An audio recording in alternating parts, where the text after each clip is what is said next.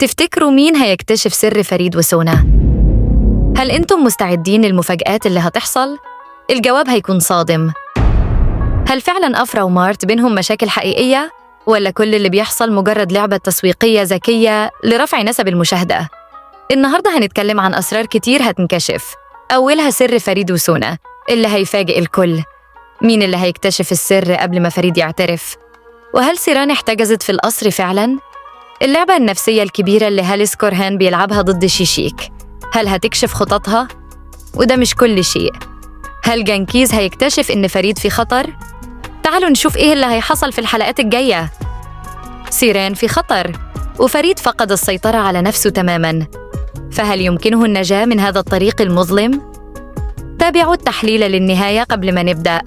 لازم الفيديو يوصل ل1000 لايك علشان نستمر في تقديم أفضل التحليلات، وكمان متنسوش تشتركوا في القناة وتفعلوا الجرس علشان كل جديد يوصل لكم أول بأول. دعمكم مهم لي جداً. يلا بينا نبدأ. للأسف المسلسل في الحلقة السابقة انخفضت نسبة المشاهدة لأن الأحداث مش بالقوة الكافية لجذب الجمهور. الأحداث تحولت من تركيز على الشخصيات الرئيسية زي فريد وسيران إلى تسليط الضوء على شخصيات ثانوية زي سونا وعابدين. ده أثر على التفاعل مع الجمهور. بالإضافة إلى ذلك، قصة سونا وعابدين أخذت حيزاً أكبر من حجمها، والكل كان متوقع لحظة الانتقام أو تحول في العلاقة بين فريد وسيران. السيناريو كان ممكن يكون أفضل لو تم التركيز على العلاقات اللي بنشوفها من البداية بين فريد وسيران. لو المسلسل رجع يركز على الأبطال الرئيسيين وقدم أحداث مشوقة، هيقدر يرجع الاهتمام بالجمهور ويزيد من نسب المشاهدة مرة تانية. إما عن الخبر اللي منتشر بقوة دلوقتي هو إن أفرا ساراتش أوغلو ومارت رمضان دمير شالوا الفولو من بعض على إنستغرام للمرة التانية، وده أثار موجة جديدة من التساؤلات والتكهنات بين الجمهور.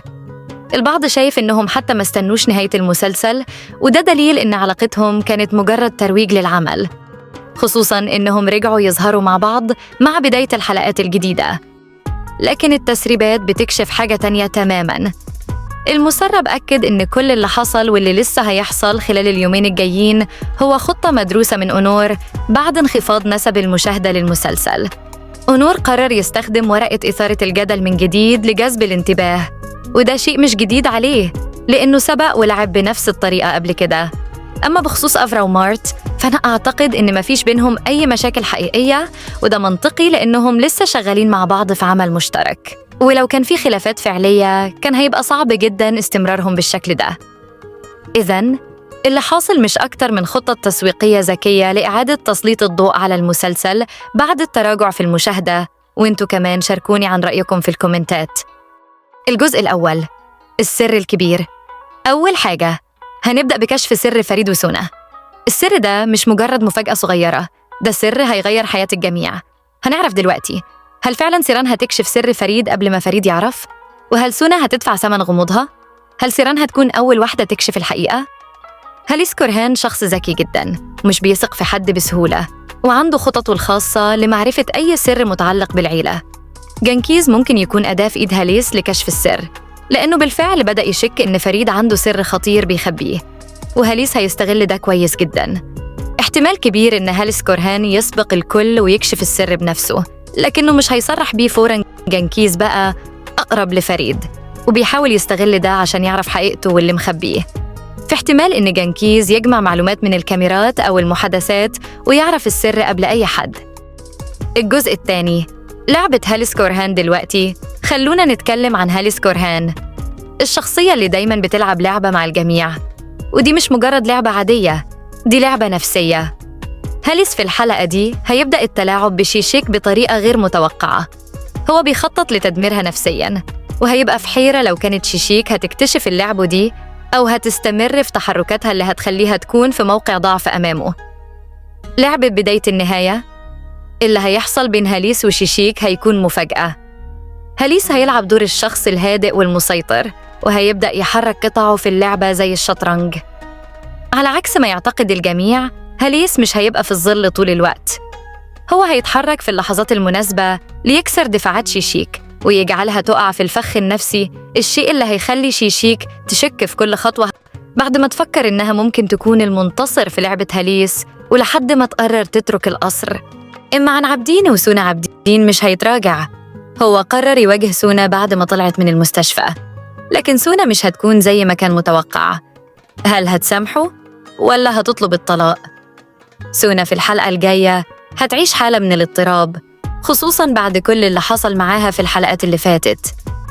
سونا مش هتقدر تسامح عابدين على كل اللي عملوا ليها رغم كل التضحيات اللي قدمها علشانها، بس هي استغلت كل ده وهتطلب الطلاق، وهتكون شايفة إن العلاقة دي بقت مليانة وجع، وده هيخليها تكون أكتر قسوة وتفتح صفحة جديدة في حياتها بعيداً عن عابدين.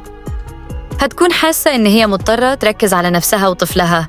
أما عابدين هيمر بمرحلة صعبة جداً في الحلقة الجاية. عابدين كان ضحية شيشيك، سونا خدعته وحبه لها كان من طرف واحد. الحلقات القادمة عابدين هيكتشف مفاجآت، وخصوصاً بعد معرفته بسر الطفل هيكون في صراع داخلي كبير، لأنه هيفهم إن الطفل مش ابنه وده هيصدمه. إيشان هتستغل الموقف لصالحها علشان تقوي علاقتها بعابدين وتدخل في الصراع مع سونا بشكل أكبر. وكمان ممكن نشوف زواج إيشان وعابدين في الحلقات القادمة، وده هيكون صدمة كبيرة لسونا في الحلقة القادمة. فريد هيكون في مرحلة حرجة مع الضغوط النفسية والسر اللي بيحمله. هيكون فريد مش قادر يتحكم في مشاعره وتصرفاته. هل كان علي علاقة مع سونا؟ هل الطفل ابنه؟ كل دي أسئلة بتدور في تفكيره. فريد عايش صراع داخلي، هو مش قادر ينسى سيران إنه خان سيران، ومش قادر يتحمل الألم الداخلي من الوضع الحالي. كل ده هيدفعه لأخذ قرارات متسرعة. فريد هيشعر إنه مش قادر يواجه نفسه أو الواقع، إحساسه بالفشل وإنه السبب في اللي حصل لعائلته. هينتقل من شعور بالذنب إلى مرحلة يأس وغضب، وهنشوف مواجهة تانية بينه وبين سونا عشان يعرف هل حصل بينهم علاقة ولا دي كانت مجرد لعبة من سونا. إما عن سيران هتبدأ التحضير لمواجهة شيشيك. سيران هتحاول تحافظ على توازنها وهتقرر توهب لشيشيك في القصر، لكنها مش هتكون في أمان لأن شيشيك هتسعى للضغط عليها نفسياً. سيران هتكون مشتتة بين الماضي والحاضر، وده هيخليها تتسلل إلى غرفتها هي وفريد والأماكن اللي كانوا بيقضوا فيها وقت ممتع مع بعض. سيران جوه القصر وفريد بيدور عليها بجنون. سيران دخلت القصر، بس في خطر. بس ليه راحت هناك أصلاً؟ سيران مش جاية تهرب أو تتراجع، جاية تاخد خطوة، جاية تواجه، بس في نفس الوقت مش عايزة حد يعرف بوجودها، وده اللي هيخليها تراقب كل حاجة من بعيد.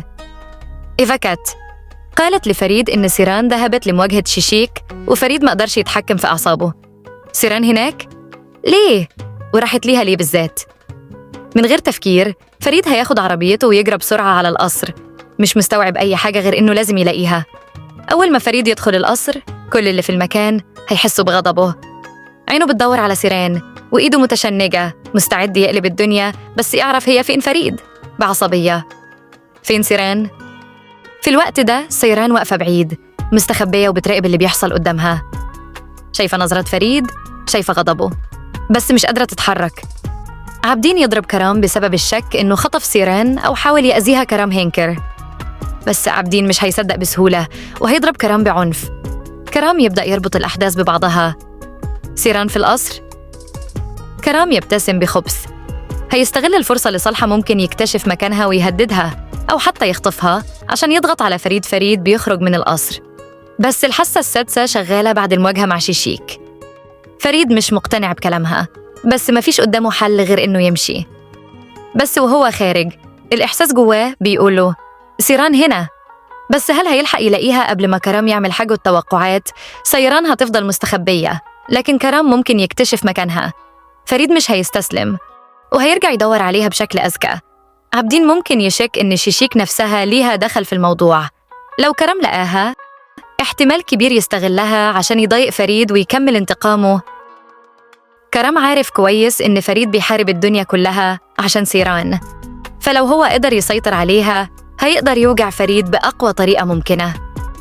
لو خطف سيران فريد هينهار وهيبقى هو الكسبان، بس هل هينجح ولا حد هيوقفه قبل ما ينفذ خطته؟